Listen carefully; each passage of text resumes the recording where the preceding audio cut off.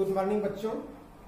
आज हम कक्षा 10 में जो संस्कृत विषय लिए हुए हैं उनको ये बताएंगे कि इस पूरे साल 2000 बोर्ड परीक्षा 2021 के लिए आपको पढ़ना क्या है, कैसे पढ़ना है, इसकी रणनीति आप लोग कैसे बनाएं और परीक्षा में, आने वाली परीक्षा में 2021 की परीक्षा में आप लोग अच्छे अंक कैसे पाएं। क्योंकि यदि हमें पूरे साल में यही नहीं पता रहेगा ठीक से कि हमें किस तरह पढ़ना है और क्या पढ़ना है क्या नहीं पढ़ना है, तो आज एक एक पहले क्वेश्चन से लगा के अंतिम क्वेश्चन, इस समय आपके 18 प्रश्न आते हैं। कक्षा 10 के संस्कृत के पेपर में 18 प्रश्न आते हैं।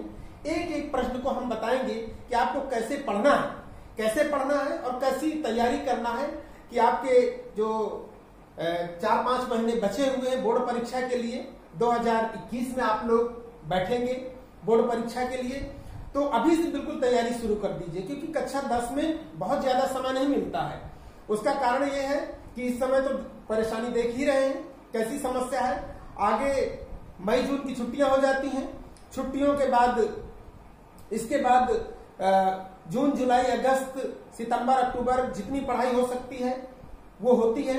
तो यदि इस रणनीति से पढ़ाई करेंगे जैसा हम बताने जा रहे हैं तो निश्चित रूप से आपके अंक, ये 70 अंक का पूर्णांक होता है, ये 70 अंक का होता है टोटल, ये 70 अंक का पूरा, ये 70 अंक की आपकी लिखित परीक्षा होती है।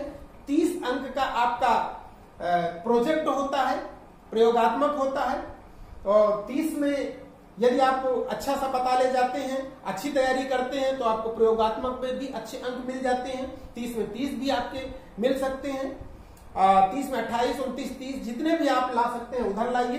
ये आपके 70 नंबर की लिखित परीक्षा होनी है। इसमें कैसे आपको लिखना है, कितनी अच्छे से लिखना है कि आपको अच्छा मार्क्स मिले, इसकी हम एक एक प्रश्न की व्याख्या सहित बताएंगे कि आप 70 में 70 कैसे लाए। आपके 70 में 70 भी आ सकते हैं, 70 में 65, 67, 68, 69, 70 इतने तक आप नंबर ला सकते हैं 70 में, यदि आप इस रणनीति से पढ़ाई करेंगे। तो हम आपको चलिए एक एक प्रश्न करके बताते हैं। आपको इस बोर्ड परीक्षा में अच्छे से अच्छे अंक लाने हैं, इस हिसाब से आपको तैयारी करनी है। चलिए बताते हैं। प्रश्न संख्या पहला क्या आता है, एक गद्यांश आता है। हमने कल इसके पिछले वाले वीडियो में संस्कृत कथा नाटक कौमुदी, संस्कृत गद्य भारती, संस्कृत पद्य पीयूषम, तीनों को हमने पाठ सहित अलग अलग लिख के बता दिया था कि इसको आप रट लीजिए। आशा करते हैं कि अब तक रट गया होगा। तो उसी के आगे हम आज फिर बताएंगे गद्यांश का हिंदी में संदर्भ सहित अनुवाद। जो आपका पहला प्रश्न आएगा, ऐसा प्रश्न होगा ये,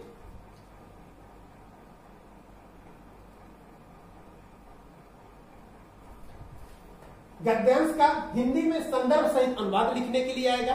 संदर्भ जैसा कि हम कल भी बताए हैं इसके पिछले वीडियो में, प्रस्तुत गद्यांश हमारी पाठ्य पुस्तक संस्कृत गद्य भारती के कवि कुलगुरु कालिदासा या जिस पाठ से भी आए उसका लिखना है।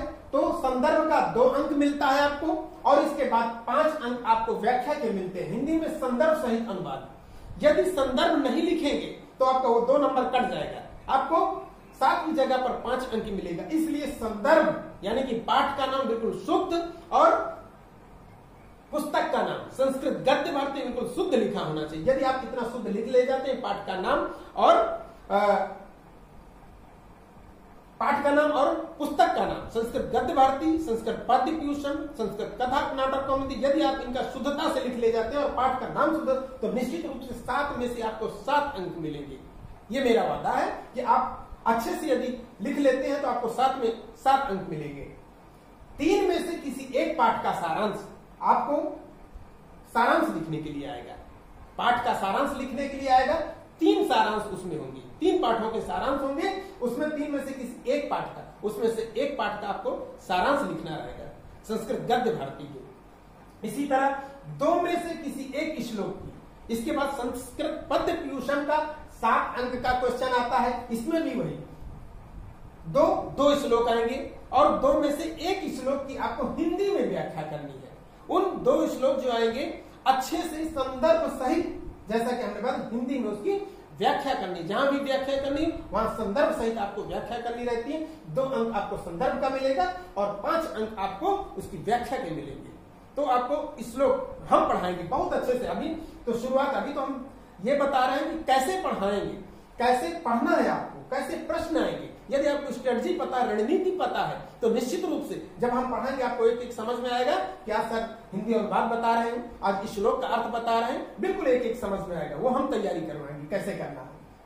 इसके बाद आपके पास जो चौथा प्रश्न सूक्तियों का होगा। सूक्तियां कहां से आती है? संस्कृत पद्य पीयूषण से। संस्कृत पद्य पीयूषण के एक एक श्लोक का एक एक अर्थ बताएंगे। उसी में से एक सूक्ति की व्याख्या आएगी। सूक्ति में से भी आपको संदर्भ सहित उसकी व्याख्या करनी रहती है। ये कितने अंक का? 3। 1 नंबर आपको संदर्भ का मिलेगा और 2 अंक उसकी व्याख्या करने के लिए मिलेगा। तो सूक्ति, बिल्कुल सूक्ति सही लिखी हो तो उसमें भी पूरे 3 अंक मिलते हैं। संस्कृत में एक बात बता दें, संस्कृत में आपके 70 में 70 अंक आएंगे यदि आप सही से उसका अनुवाद सहित सब कुछ करते हैं। बिल्कुल आगे देखिए, 2 में से किसी एक श्लोक का संस्कृत में अर्थ 5 अंक का आता है। एक श्लोक लिखा रहेगा, उसका संस्कृत में अर्थ लिखना रहेगा। तो ये बहुत सरल होता है। संस्कृत में श्लोक रहेगा और उसी को आप यदि हिंदी उसकी जानते हैं तो उसको संस्कृत में श्लोक हो जाएगा। ये बिल्कुल सरल है। 2 में से किसी एक श्लोक का संस्कृत में अर्थ हो गया। 3 पात्रों में से किसी एक पात्र का चरित्र, कथा नाटक कॉमेडी। हम आपको कथा नाटक कॉमेडी एक कहानी की तरह सुनाएंगे। कहानी की तरह एक एक पाठ का कथा नाटक कॉमेडी हो, एक नाटक की तरह है। एक एक पात्र का आपको बिल्कुल रट जाएगा। तो ये कथा नाटक कॉमेडी जो होती है बहुत इंटरेस्टिंग है। महात्मा गांधी जैसे है तो महात्मा गांधी के विषय में जब हम बताएंगे तो उसमें एक एक पात्र का आपको कुछ नहीं, केवल वीडियो देखना है और वीडियो देख देख के आप लिखते जाइए और वीडियो देखते जाइए, पढ़ते जाइए, बिल्कुल आपको एक एक रट जाएगा। इसी प्रकार अगला 3 प्रश्नों में से 2 प्रश्नों को कथा नाटक कॉमेडी, जब हम एक एक व्याख्या कर देंगे कथा नाटक कॉमेडी का, हर पाठ की एक एक चरित्र का वर्णन करेंगे तो आपको उसी में से प्रश्न भी मिल जाएंगे। तो ये बहुत सरल है। ये आएगा आपका 2.5 अंक का होगा, ये 2.5 अंक का 5 अंक का होगा। आपका जो चरित्र चित्रण होगा वो 4 अंक का होगा और ये बहुत सरल होता है। 3 प्रश्नों में से 2 प्रश्नों को 2.5 अंक के 2 प्रश्न होंगे। इसी तरह से प्रत्याहार, आप हमारे पिछले वीडियो देखिएगा।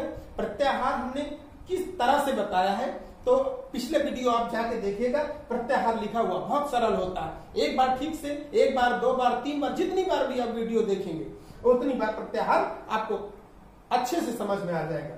ये प्रत्याहार 1 नंबर का आता है, बिल्कुल सरल होता है। जैसे इक प्रत्याहार, उप प्रत्याहार, अच प्रत्याहार, वो उसमें लिखा हुआ। आप उच्चारण स्थान भी हमने पिछले वीडियो में बता दिया है। देखिएगा कौन सा कंठ से, कौन सा तालु से, कौन सा जीवा से, का ख ग कहां से उच्चारित होता है। इस तरह से उच्चारण स्थान, ये कितने अंक का? 1 और 1, 2 अंक के ये आते हैं। तो 8वें प्रश्न में का और खा होंगे और ये 2 प्रश्न आएंगे। इसी तरह से 9वां संधि विच्छेद। संधि विच्छेद हमने बता दिया है। जैसे स्वागतम सुधन आगतम, यदि आपने संधि विच्छेद का नाम सुधन आगतम कर दिया और उसका संधि का नाम लिख दिया तो क्या हो जाएगा? उसका नाम सहित जब कर देंगे तो ये नाम सहित 2 अंक का है। इसके बाद संधि का नाम लिख देना है। इसके बाद एक संधि आएगी और संधि का नाम। तो पिछले वीडियो में आप देखिएगा, हमने संधियां बताई हुई है, बिल्कुल आपको समझ में आ जाएगी। जो नहीं है आप हर वीडियो में नीचे कमेंट करिए, हम उसको बिल्कुल व्याख्या सहित अर्थ बताएंगे, जो भी चीज समझ में ना आए। इसके बाद धातु रूप लिखना है। जैसे धातु रूप क्या है? जैसे पठति पठता पठंती, पठ धातु, पठ धातु के रूप लिखना है। लट लकार पठति पठता पठन, पठसी पठता पठत, पठान पठन। तो आपको धातु रूप याद करने पड़ेंगे। इसको याद करने के और 1 अंक का आता है। जैसे धातु रूप लिखना, ये लिखना पड़ेगा, आपको याद करना पड़ेगा। धातु रूप बताना है। अब जैसे पठति पठता पठंती, पठति आ गया। अब पठति का लिखना है कि इसका लकार क्या है और किस पुरुष में, किस वचन में है। इस तरह से लिखेंगे। यहाँ पर मान लीजिए पठति आ जाएगा, पठति का वचन और पुरुष और लकार लिखना रहेगा। यहाँ पर धातु रूप लिखना पड़ेगा। जैसे पठ धातु, लट लकार, एक वचन का रूप लिखिए तो ऐसे लिखना पड़ेगा। तो ये 1 अंक का होगा। और फिर जब उसको बताएंगे तो वो 1 अंक का होगा। इसके बाद समास विग्रह करना है, तो नाम बताना है। समास आएगा, समास विग्रह, करना है, जैसे उपगंगम, गंगा या समीपम। जैसे मान लीजिए समास विग्रह करना है एवं नाम बताना है। जैसे आ गया उपगंगम, तो इसका विग्रह क्या हो जाएगा, गंगा या समीपम। अभी जब हम समास बताएंगे, समास का वीडियो अच्छे से देखिएगा, बिल्कुल समझ में आएगा। समास विग्रह करना एवं नाम बताना है, तो उसका नाम, समास का विग्रह एवं उसका नाम भी लिखना है। फिर इसके बाद समास का नाम एक दिया हुआ होगा, उपगंगम, बस उसका नाम लिख देना है कि किसका है। इसके बाद चार में से 2 रेखांकित पदों की विभक्ति लिखना है। जैसे विभक्तियां लिखने को आएगा, जैसे शह नेत्रेण काणा, वह नेत्र से, सह पादेन खंजा, वह पैर से। इस तरह से जो रेखांकित, इस तरह से ये रेखांकित होगा। रेखांकित उनमें से बताना है कि किस विभक्ति का है, उसमें विभक्ति बताना है, प्रथमा विभक्ति, द्वितीय विभक्ति, तृतीय विभक्ति, या कर्ता ने कर्म को कर्ण से संप्रदान के लिए। अभी हमने कारक तो पिछले वीडियो में बता दिया है, अभी इसको बताना बाकी है। तो रेखांकित पदों में से इसमें कैसे प्रथमा विभक्ति, द्वितीय विभक्ति है कि तृतीय विभक्ति है, चतुर्थी विभक्ति है, इस तरह से हम ये रेखांकित विभक्ति का नाम लिखना है। ये 1 और 1 2 अंक का, ये 2 अंक का होगा, ये 4 रेखांकित पद आएंगे। 4 रेखांकित पद हो, 4 लिखे होंगे ऑप्शन में, और उनमें से 2 बताने हैं आपको, तो ये 2 अंक का आएगा। इसी प्रकार 4 में से किसी एक पद में धातु एवं प्रत्यय लिखना है। प्रत्यय जैसे पठित्वा, पठ धन त्व प्रत्यय, इस तरह से पठ धातु और त्व प्रत्यय, इस तरह से लिख देंगे। 4 में से किसी एक पद में धातु एवं प्रत्यय लिखना है, यानी कि तब 2 नंबर मिलेंगे, यानी कि 1 और 1 उसका, जैसे पठ धातु और त्व प्रत्यय, तो धातु भी लिखना रहता है और प्रत्यय, ये हम बताएंगे। सभी प्रश्नों का हम एक एक व्याख्या करके बताएंगे, एक एक के हिसाब से। अभी तो हमने बता दिया कि ये है, इसके बाद एक एक व्याख्या करेंगे। इसके बाद वाच्य परिवर्तन। वाच्य परिवर्तन पिछले वीडियो में देख लीजिएगा, हमने वाच्य परिवर्तन बता दिया कि कैसे करना है। जैसे सह पठत, सह पुस्तकम पठति, इस तरह से सह पुस्तकम पठति, तेन पुस्तकम पठ्यते, ये वाच्य परिवर्तन होता है। तो वीडियो देखिएगा, आपको बिल्कुल समझ में आ जाएगा। सभी 6 वाक्यों का संस्कृत में अनुवाद करना है। अनुवाद करना भी हमने शुरू किया था, तो ये अभी 6 वाक्य प्रयोग आएंगे, अरे वो 6 संस्कृत में अनुवाद आएंगे, उनको अनुवाद को करना है। ये आपके 6 अंकों के आते हैं, सभी में हमने हरे से गोला कर दिया, 70 अंक का होता है। तो जो अनुवाद आएंगे वो भी आपके 6 अंकों के होंगे। वो भी हम अनुवाद जहां पर समझ, वैसे कुछ अनुवाद हमने शुरू किया था और बता भी दिए हैं, उसका वीडियो देखते रहिएगा तो अनुवाद समझ में आ जाएगा आपको अनुवाद करना कैसे है। यदि उतना समझ में आ जाएगा तो आ ही जाएगा। 5 में से एक विषय पर निबंध लिखना। निबंध लिखना भी हम बताएंगे, एक एक निबंध लिखाएंगे, निबंध के विषय में बताएंगे, पहले हिंदी में बताएंगे। हिंदी में यदि आपको निबंध के लिए सबसे जरूरी है आपको अनुवाद आना। यदि आपको अनुवाद आते रहेंगे तो दीपावली पर अनुवाद, अब छोटे छोटे वाक्य बना के उसका अनुवाद कर दीजिए। दशहरा पर आ जाएगा, स्वच्छता पर आ जाएगा, 15 अगस्त पर आ जाएगा, किसी पर भी पहले हिंदी में बना लीजिए, इसके बाद उसका संस्कृत में अनुवाद कर दीजिए। ये बहुत सरल होता है। जब आपको अनुवाद आने लगेंगे तो निबंध तो अपने आप आ जाएगा। और निबंध आपका है कितने नंबर का? 8 नंबर का है। और 8 में से आप यकीन मानिए कि आपका यदि अनुवाद सही है, अनुवाद आते हैं आपको, तो ये 8 अंक आपको फ्री में मिल जाएंगे। यदि अनुवाद आते हैं तो ये भी बिल्कुल अनुवाद की तरह आप कर दीजिएगा हिंदी में बना के। 8 में से 4 पदों का संस्कृत वाक्य, ये तीनों प्रश्न आपके 8, 6, 14, 4, 18, ये 20 अंक है। अनुवाद यदि आपको आते हैं तो ये 20 अंक बिल्कुल आपको अपने आप मिल जाएंगे। जैसे 8 में से 4 पदों का संस्कृत में वाक्य प्रयोग करना है। जैसे सह आ गया, सह का वाक्य प्रयोग करना, तो सह पुस्तकम पठत, या पुस्तकम आ गया केवल पुस्तकम लिखा रहेगा, सह पुस्तकम पठत, या पठत भी आ गया तो पठत के साथ सह लगाएंगे। तो यदि आपको अच्छे से अनुवाद आते हैं तो आपको संस्कृत कोई दिक्कत नहीं होगी।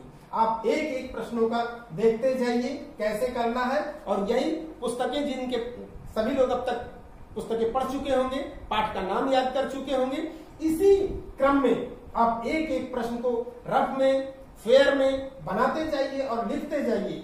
कितना, अब हम आशा करते हैं कि सभी प्रश्नों को आप इसी तरह से लिख लेंगे और बिल्कुल इसी रणनीति से आप पढ़ाई करेंगे, क्योंकि बोर्ड परीक्षा की तैयारी के लिए हम आपको बता रहे हैं। आप बिल्कुल यही आशा करते हैं कि आप आज से ही बिल्कुल बोर्ड परीक्षा की तैयारी शुरू कर देंगे। बिल्कुल।